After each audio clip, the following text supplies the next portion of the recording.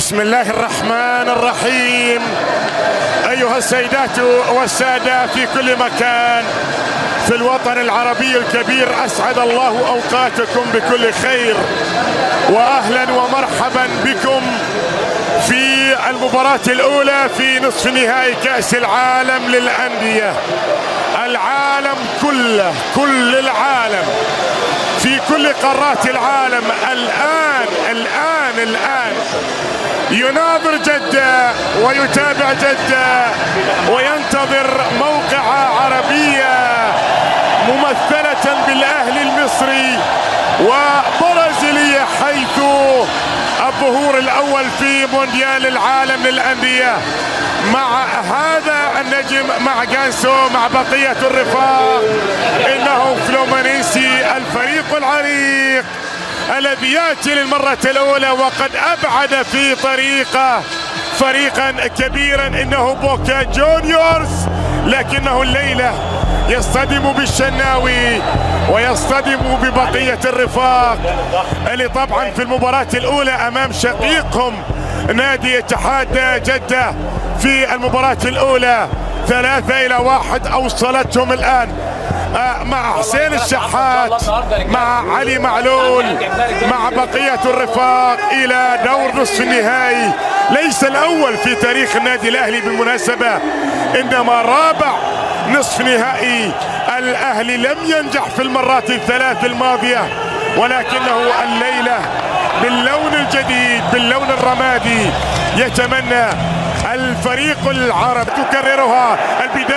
البداية للأمام وخطيرة البداية الأولى، لكن لدينا الراية ترفع، والخطأ أو التسلل الأول في المباراة يرفع. نعم، التسلل موجود، في تصدد وتصطد ولا زالت أهلاوية، والكرة تبقى كولر. اللقب لم يذهب إطلاقا عن هاتين. تاو سدد، الله الانذار. المباراة كرة جميلة، الله للأمام، والكرة فيها مرور وعالية خطيرة، الله مرت بسلام على الله. يا إمام يا عاشور في ضربة ركنية اصطدت فيه مارتينيلي.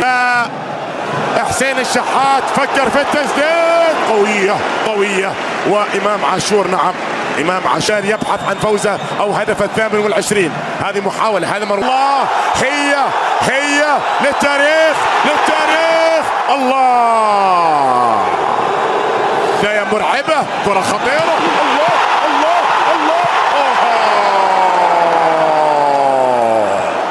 فرصة أخرى للنادي الأهلي بتضيع، ومحاولة مستمرة، وياه ضغط رهيب من الله، جميلة خطيرة، فرصة للأمام، إبعاد، وحكم المباراة يحتسب وجود على حكم المباراة البولندي. الكرة لعبت خطيرة، فرصة، الله مرت بسلام الكرة الماضية. نعم، من هذا الكولومبي الخطير جون أرياس، ضربة ركنية نفذت ذكي لحسين الشحات، ممكن يحصل على ضربة جزاء، الله شدت واصطدت في المدافع في هذا المكان.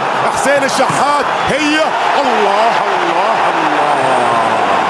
شيء من التركيز يا حسين الشحات، عادت الآن، محاولة مستمرة الآن، وياسر إبراهيم، الكرة كبيرة بهذه الصورة، تبعد الآن طبعا انت الله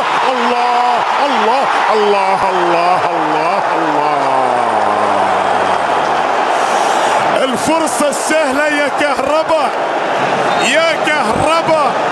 هذه سهلة يا كهرباء. اي نعم، هنا كينو، وتحولت لأن تكون بعد ذلك رمية تماس. الأول من المباراة، أداء جماعي كبير، الكرة طارت، لكن يجب الحذر من فلومينيز. هذه الكرة بعيدة كل البعد، تصل لأن تكون لخارج أرضية الملعب في الكرات الماضية. حدث كبير آخر أن يكون بامتياز الكرة الماضية. سبتين من تفوق في الشوط الأول، أعتقد أن هذا السويسري السويسريين طبعا، بس الساعات السويسرية الدقيقة جدا. نتمنى أن يكون الشوط الثاني سويسريا على مستوى الدقة في إنهاء الهجمات. يا لاعبي النادي الأهلي، نعم نعم نعم، افعلوها، هم ملوك في هذا الأمر. هذه محاولة مستمرة الآن، صافرة موجودة والخطأ موجود كذلك. ولحظة في المحاولات المتتالية بالمناسبة الآن، متتالية لنادي فلومينينس. نعم شحات، يلا الله الله، سهلة سهلة يا كهرباء، سهلة يا كهرباء، كانت محتاجة إلى عالية. الآن محاولة خروج الشناوي، محدث في الشوط الأول لمارسيلو اللي سدد، اصطدت في مدافع النادي الأهلي. خطورة كبيرة جدا. شحات كرة عالية، الله،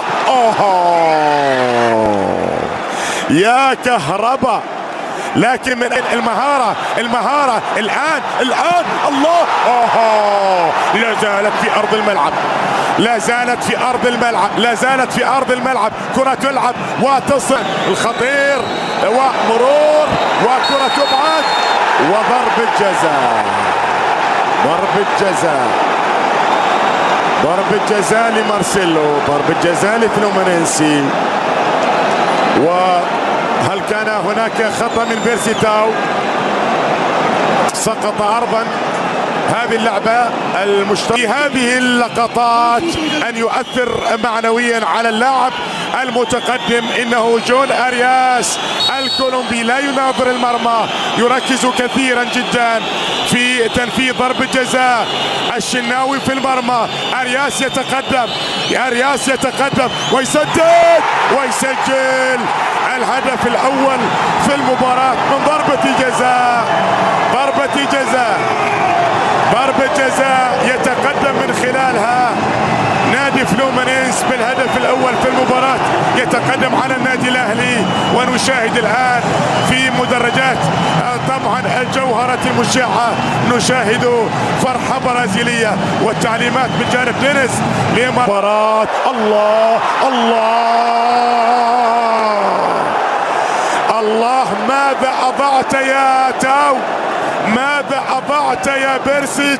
مكان جميل للأمام، الله الله، طاهر محمد طاهر، طاهر محمد طاهر في الكرة، وكرة والشناوي، برافو برافو للسد العالي، برافو الشناوي.